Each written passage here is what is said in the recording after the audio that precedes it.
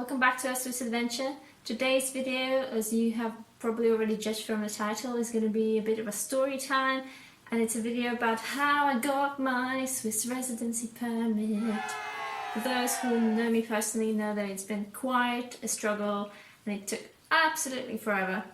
And I thought it would be interesting just to talk through what happened exactly and how we got there, and maybe that'll be useful for you if you're trying to move here and your situation is a bit unusual, which I think was my situation. Swiss systems are sort of set up for standard situations. So for example, you come here and you have a job, or you come here and you're a married couple and one of you has a job, and then getting permits is quite easy because it's sort of a standard situation and they know what to do with you. I'll start off by just a quick recap for those who are new here. Hi, my name is Erica, and together with my partner Mike, back in January this year, we moved to Switzerland. We moved from the UK and we drove all the way to Neuchâtel, which is where we live now, which is in the French-speaking part of Switzerland.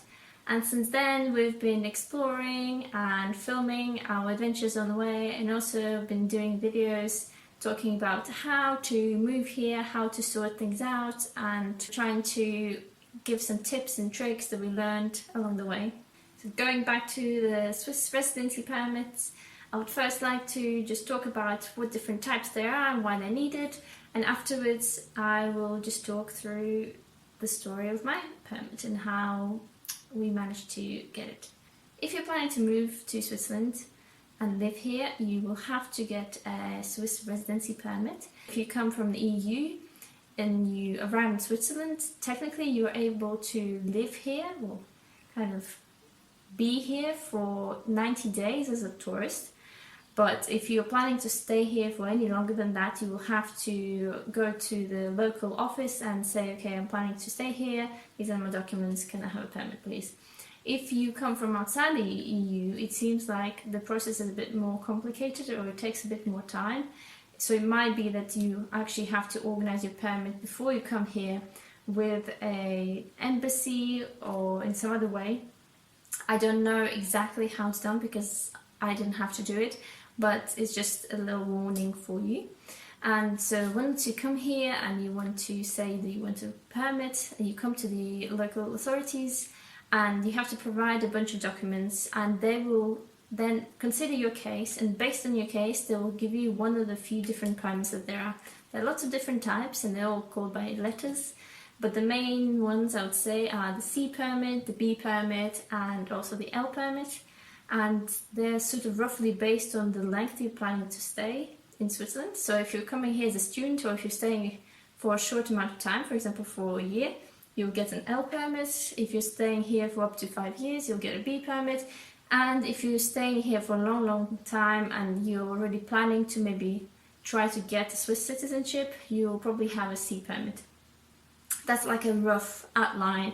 Obviously, there are lots of caveats to each of these permits. Switzerland is very traditional in its views and its systems, and a bit old school as well. So because I moved here without a job and with a partner that I was not married to, that proved to be quite a bit of a problem because I didn't fit the sort of standard system that they have set up.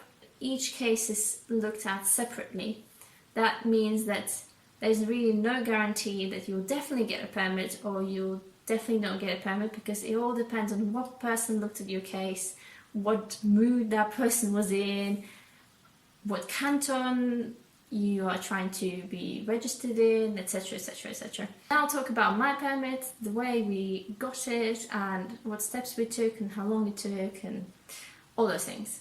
I've got all sorts of paperwork because in Switzerland it's all about the paperwork, so I can sort of reference back to various dates and talk you through it all. So when we arrived in Switzerland, that was January, we went to the local office pretty much straight away to register both of us. So we came with whatever we had at the time, which was passports. We also had our birth certificates, we had our Airbnb sort of confirmation where we were staying at the time, and the contract and job confirmation for my partner Mike. And we came there sort of hoping to register both of us, And that was not the case, because for Mike it was quite easy. He had a job, it was simple, he sort of submitted everything and it was fine. But for me, we told the story, we said, you know, we're not married, we don't have a job for me here, and I'm just sort of tagging along. And the lady just looked at us and she just said, oh, it's very complicated. And we said, yeah, it is very complicated. And she basically looked at me and said, look, you have no need to rush into this. You can stay here for 90 days as a tourist, be here, and in that time maybe the situation will change, maybe you'll start studying, or maybe you will find a job or something like that, and with that you will be able to get the permit much easier, so you can just wait and come later basically. So I thought, okay, well, if she recommended that, that's what we'll do. So that was in January. So the time went, and in February I started French lessons, and it was an intensive course, which meant I was doing lessons every morning during the week. My French teacher from the language school recommended that I go and try to register for a permit as a student, and she gave me a certificate saying that I will be studying until May. I took the certificate and we went to the cantonal office on the 11th of March, and we submitted that document alongside the rent that we now had, and the rental contract that we have for this flat has both me and Mike on it, so that sort of shows that we are committed to staying here until next year. So we gave all the documents and we said, okay, let's try to get a permit. And when we asked what type of permit I might get, the lady at the counter just said, well, I don't really decide, it will just depend on your specific case. So when you apply for a permit and you're in this weird situation, you don't even know what type of permit they can give you. They can give you a permit that will be for a couple of months, and they can give you a longer permit, so you just sort of hope for the best. We submitted my demand for a permit on the 11th of March, and soon after that all the restrictions that Switzerland had for coronavirus sort of kicked in, which meant that the offices were closed, but they still received calls, they still received emails, so they continued to work, but everything was much slowing down, which really didn't help, because basically it meant that we had to wait for a lot longer than we would have had to wait in a normal situation. We waited and waited, and then on the 1st of April this letter was written, and it's funny because 1st of April, and this letter indeed was a bit of a joke, because that was a letter addressed to Mike, and it basically said that the local authorities know that I'm trying to move here with him, and they think that they will register me potentially as a person in the family that is trying to move together with someone. Because of that, they have also asked a lot of questions in this letter that we had to respond to, or we were supposed to respond to, which were very personal and something that we didn't expect at all. So I have this letter here, so I'll just try to point some of the funniest ones out. Basically, they wanted to know everything about me and us and our relationship. It asked questions like, are you planning to marry your friend? And if so, what steps have you already taken for that? Is your friend or partner is trying to work here? Is she going to try to earn any money here? What has she done before? Any certificates, diplomas, work, CV, anything like that that we could provide. And the funniest one, which I even put in bold, was that we had to write an explicative letter concerning our relationship in Switzerland and anywhere abroad, accompanied by proof in the period of at least 4 years. Bear in mind, we have not been together for 4 years, and I'm not sure what proof they considered, so we joked, oh, maybe we can send like a Facebook message screenshot of, oh, this is our first selfie together, and these things, but obviously that's not like a legit proof. We saw that and we thought, well, half of the stuff we're not able to provide, and if we're not able to provide it, we were worried that it will just reject us.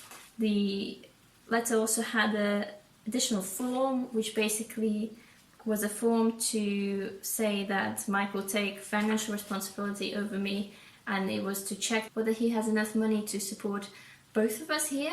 Bear in mind, but at that point we were already living in Switzerland and coping absolutely fine, but that was just to check that again. Fine. So after receiving these letters, we decided that we need someone's help with this all, because we didn't really know how to go further with this. We have decided to contact an HR person from Mike's job. She, turns out, already had dealt with lots of stuff like that. She has helped others with their partners that relocated here and had troubles. We sent all these letters to her, and from that point she handled everything with the local authorities. So in the month of April, we provided her with all the documents that she required. I just wanted to say that we did not provide an explicative letter about our relationship. We did not provide any proof of our relationship. We just provided things like our IDs, my CV, our rental contract, Mike's pay slips. We also provided a form that was meant to indicate that Mike will take financial responsibility over me, but that was pretty much it. Because we spoke to someone who has already dealt with these situations, she was able to leverage a way of us making this application or continuing this application without half of the stuff that they required, which is a true miracle, I think. After submitting all the information to this HR lady, I think it was about 28th of April that we did it, we started to wait, and we had to wait for quite a while because nothing really happened. The next letter didn't come in until 24th of June, so basically we had to wait for about 2 months without knowing what was happening. But luckily this letter said that they accept our case, they accept the fact that Mike will be now financially responsible for me, and the funny thing is it said he'll have to be responsible for me for the next 5 years, and that could not be revoked. It's really funny because what if I get a job and I can like support myself, but technically he's still financially responsible for me.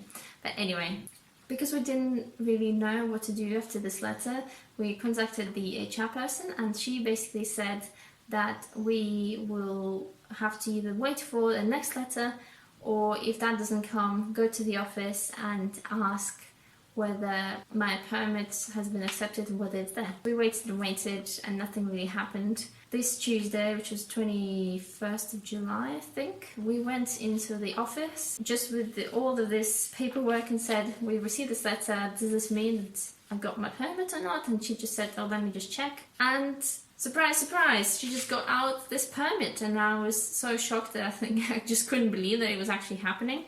And she asked for my photo, for the payment for the permit, because in order to receive this little booklet or a card, sometimes it's like a plastic card, you have to pay for it, and it varies from the situation. So for me it was 65 francs, but I know they could be a bit more.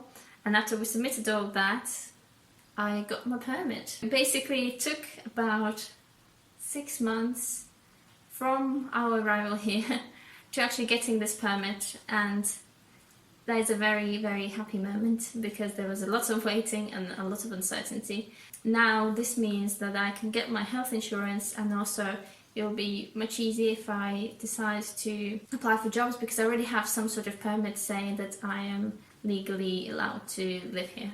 But a little caveat is, once you open this little permit booklet, is that although I was given a B permit for the same duration as my partner's permit, turns out that there are 2 types of B permits, at least that I'm aware of. One of them is a B permit that allows you to live and work here. So it's a permit with an authorization to a lucrative activity. But another type of permit is authorization to live here without working here. Because of my type of permit, I'm only allowed to live here. I'm not allowed to receive any sort of benefits if those existed. I'm not allowed to work part-time, full-time, anything like that. If I was to work, I would have to make another request and get a different permit. Yes.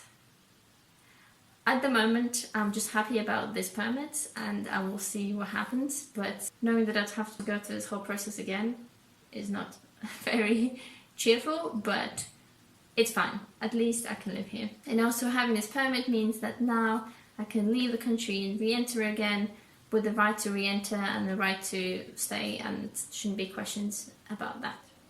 And that concludes the story of my Swiss residency permit. I'm super happy that we managed to get it for me It almost seems like an unbelievable miracle holding this thing in my hand, especially considering how long we had to wait and how my situation was not really standard and usual case.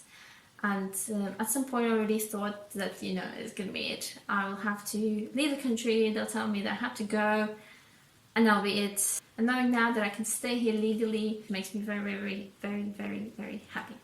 What I wanted to say as a lesson from this video is that if you're moving to Switzerland, if you already moved to Switzerland and your case or your situation is not very standard, it doesn't fit the Swiss box of this is how you have to be, you have to have a job, you have to be married, you have to have things sorted. If you don't fit that, don't be discouraged. Obviously it will be much more difficult for you to get settled here, but it's not impossible, obviously. Hope you enjoyed this video. It was a little bit of a chatty one. It wasn't very structured. I'm sorry, I just wanted to film this as quickly as possible and share these amazing news. I hope that you have learned something. If you have a similar story, if you're applying for a Swiss residency permit, if you have any questions, anything like that, please just make sure you comment down below. Also make sure you subscribe and like this video if you liked it. Make sure you check out our Instagram page, which is just Our Swiss Adventure, where I post various photos from our trips, very, very pretty lakes and mountains, Swiss nature, any updates, anything like that. Hope you have a wonderful day, hope you have a chance to enjoy some summery weather, and I'll see you very, very soon in the next video. Goodbye!